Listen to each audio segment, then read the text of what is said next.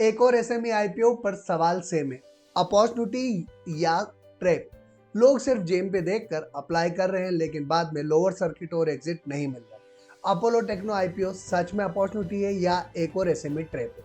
सच जानने के लिए वीडियो पूरा देखिएगा। नमस्कार दोस्तों, मेरा नाम राजेंद्र सिंह गौड़ है और आप अगर हमारे चैनल पर नए हैं या अभी तक चैनल सब्सक्राइब नहीं किया तो जल्दी से चैनल सब्सक्राइब करके बेल आइकॉन प्रेस कर दीजिए।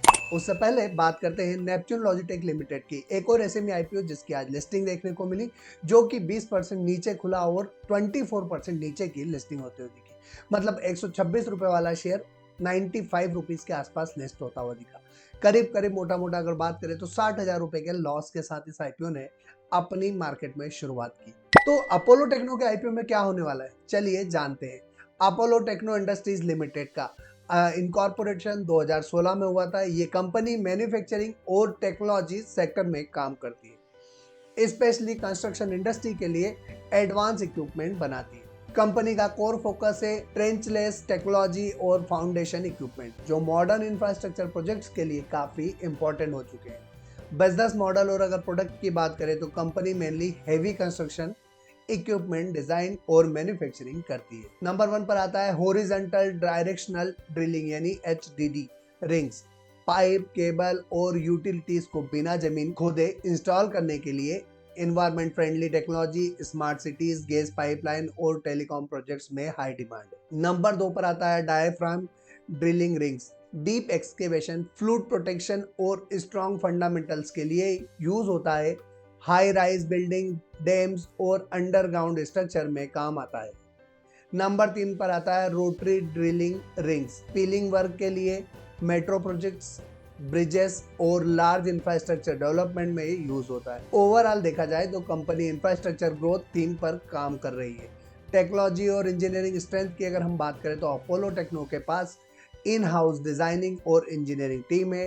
टोटल 5 मेंबर है डिजाइनिंग टीम में, जो न्यू प्रोडक्ट डेवलपमेंट, कस्टमाइजेशन और रिफर्बिशमेंट सर्विसेज पर काम करती है। कंपनी सिर्फ मशीन नहीं बेचती बल्कि refurbishment, spare parts, sustainable solutions भी ऑफर करती है, जो मार्जिन के लिए पॉजिटिव हो सकता है। बात करते हैं कंपनी की ज्योग्राफिकल प्रेजेंस की, तो कंपनी का डोमेस्टिक सेल डिस्ट्रीब्यूशन काफी क्लियर है। गुजरात से 34.52% जो कि लार्जेस्ट कंट्रीब्यूशन है, फिर महाराष्ट्र और हरियाणा। गुजरात का स्ट्रॉन्ग एक्सपोजर पॉजिटिव है क्योंकि इंफ्रास्ट्रक्चर और इंडस्ट्रियल एक्टिविटी वहाँ काफी स्ट्रॉन्ग है। कंपनी इंटरनेशनल ग्रोथ पर काफी फोकस कर रही है, जो फ्यूचर में रेवेन्यू डाइवर्सिफिकेशन भी दे सकता है। 30 जून 2025 तक कंपनी के पास 154 एम्प्लॉयज की एक टीम है। एसएमई साइज के हिसाब से मैन पावर रीजनेबल है, लेकिन स्केलिंग के लिए एग्जीक्यूशन कैपेसिटी बहुत इंपॉर्टेंट रहेगी। अब बात करते हैं कंपनी की आईपीओ डिटेल की, जहां 23 दिसंबर के दिन आईपीओ शुरू होने वाला है, 26 दिसंबर तक खुला रहेगा, 31 दिसंबर के दिन लिस्टिंग होने वाली है। 10 रुपए फेस वैल्यू वाला है शेयर है। 123 से 130 रुपीज का प्राइस बैंड होने वाला है। इशू साइज 47.96 करोड़ का है, जो कि पूरा का पूरा फ्रेश इशू होने वाला है। बुक बिल्ड इशू टाइप है और बीएससी का एसएमई आईपीओ, जहां मिनिमम इन्वेस्टमेंट 2000 शेयर्स के लिए 2,60,000 रुपए के लिए करना होगा। अब बात करते हैं कंपनी के फाइनेंशियल्स की। असेट क्लास से शुरुआत करते हैं तो मार्च 23 में 65.09 करोड़ की असेट्स थी, जो जून 25 तक 76.06 करोड़ हो चुकी है। तो वहीं इनकम की बात की जाए तो मार्च 23 में 72.57 करोड़ थी, जो मार्च 25 में 99.66 करोड़ और 24.67 करोड़ की जून 25 तक हो चुकी है। बात करते हैं कंपनी के प्रॉफिट आफ्टर टैक्स की, तो मार्च 23 में 90 लाख के प्रॉफिट में थे, जो बढ़ के 13 करोड़ 79 लाख का प्रॉफिट मार्च 25 में हुआ और 1.08 करोड़ का प्रॉफिट जून 25 तक कंपनी कर चुकी है। एबिटा की बात किया 2.97 करोड़ का एबिटा मार्च 23 का, मार्च 25 का 18.15 करोड़ का, तो जून 25 का 2.07 करोड़ का। वहीं नेटवर्थ की अगर बात करें तो 31 मार्च तक कंपनी की 8.21 करोड़ की नेटवर्थ थी, जो जून 25 तक 26.38 करोड़ हो चुकी। रिजर्व्स की बात करें तो 5.71 करोड़ के मार्च 23 के रिजर्व्स थे, जो बढ़ के 16.38 करोड़ के मार्च 25 तक हो चुकी। और बोरोइंग की बात की जाए तो 43.97 करोड़ की मार्च 23 में बोरोइंग थी, जो घट के 30.57 करोड़ हो चुकी है। कंपनी के फाइनेंशियल में स्पष्ट सुधार दिख रहा है। मुनाफा बढ़ा है, ऑपरेशनल परफॉर्मेंस मजबूत हुई है, तो नेटवर्थ भी बढ़ती हुई दिखी। कर्ज घटा है लेकिन अभी भी कर्ज चिंता का विषय बना हुआ है। बात करते हैं कंपनी की वैल्यूएशंस की, जहां पर आरओई 74.75% यानी इक्विटी पर बहुत मजबूत रिटर्न, शेयर होल्डर्स के लिए पॉजिटिव संकेत। वहीं आरओसीई की बात करें तो 30.98% का है।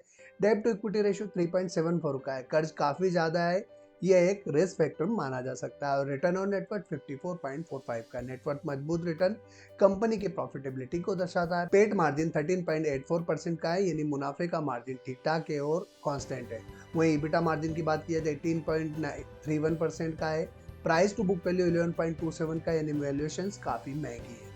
ईपीएस 3.16 का है। प्रति शेयर जो कमाई है वो काफी सीमित है, यानी ग्रोथ की आगे जरूरत है। और पी रेशियो की बात करें तो 41.16 का, यानी हाई वैल्यूएशन है। स्टॉक पहले से ही ग्रोथ को डिस्काउंट कर चुका है।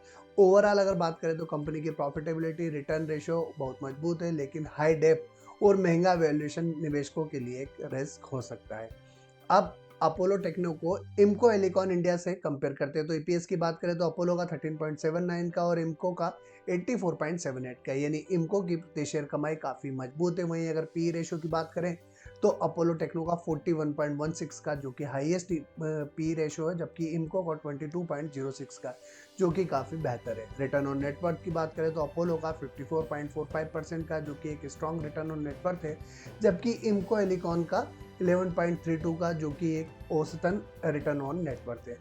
ओवरऑल अगर बात करें तो अपोलो टेक्नो अपने कॉम्पिटिटर इम्को एलिकॉन से काफी ज्यादा प्रीमियम वैल्यूएशंस पर अपना आईपीओ लेकर आ रहा है। अब आईपीओ से आने वाले पैसे का उपयोग कहाँ किया जाना है, तो to meet working capital requirement में 385 करोड़ का उपयोग किया जाना है और remaining amount general corporate purpose के लिए उपयोग में आने वाला है। एक बार इस कंपनी के आईपीओ की रिस्क समझ लेते हैं तो दोस्तों यहाँ थोड़ा सीरियस होना जरूरी है, क्योंकि ये एक एसएमई आईपीओ है जहां लिक्विडिटी रिस्क हमेशा होता है। अगर लिस्टिंग के बाद लोअर सर्किट लगता है तो एग्जिट मिलना काफी मुश्किल हो सकता है। ऑर्डर इनफ्लो और गवर्नमेंट इंफ्रा स्पेंडिंग पर डिपेंडेंसी एक कंसर्निंग पॉइंट है। डिजाइन टीम काफी छोटी है, जो एग्जीक्यूशन रिस्क इग्नोर नहीं किया जा सकता। अब बात आती है ग्रे मार्केट प्रीमियम की, मगर उससे पहले यदि अगर अभी तक हमारे चैनल को सब्सक्राइब नहीं किया है तो जल्दी से चैनल सब्सक्राइब करके बेल आइकॉन प्रेस कर दीजिएगा।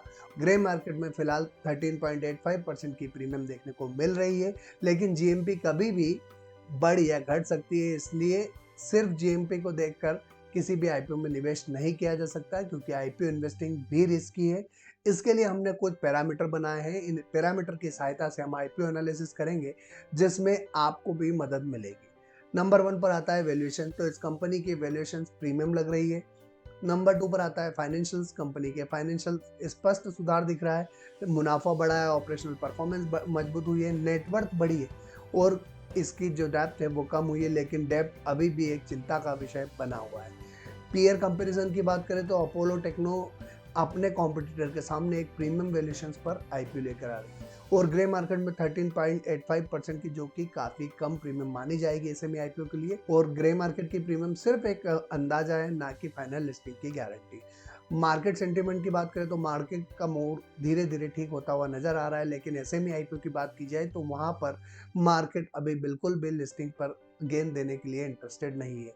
इसलिए सोच समझकर सही रिसर्च कर कर ही अप्लाई कीजिएगा। फिलहाल मैं इस कंपनी के आईपीओ में निवेश करने नहीं जा रहा हूं, लेकिन आपको मेरे डिसीजन पर अपना डिसीजन नहीं लेना है, खुद की रिसर्च करना है, अपने फाइनेंशियल एडवाइजर से कंसल्ट करना है और अपनी फाइनेंशियल कंडीशन देखने के बाद फिर डिसाइड करना है कि आप इस कंपनी के आईपीओ में निवेश करने जा रहे हैं या नहीं। दोस्तों, अगर आपको ये आईपीओ रिव्यू वीडियो पसंद आया हो तो लाइक जरूर कीजिएगा और साथ ही साथ आपके ज़्यादा से ज़्यादा दोस्तों के साथ शेयर जरूर कीजिएगा। और आपने क्या डिसाइड किया है, अप्लाई या अवॉइड, कमेंट बॉक्स में कमेंट करके जरूर बताइएगा। और चैनल अभी तक सब्सक्राइब नहीं किया तो जल्दी से चैनल सब्सक्राइब करके बेल आइकॉन प्रेस कर दीजिए। तो आज के लिए इतना ही, फिर मुलाकात होगी एक और कंपनी के आईपीओ रिव्यू के साथ। तब तक के लिए जय हिंद।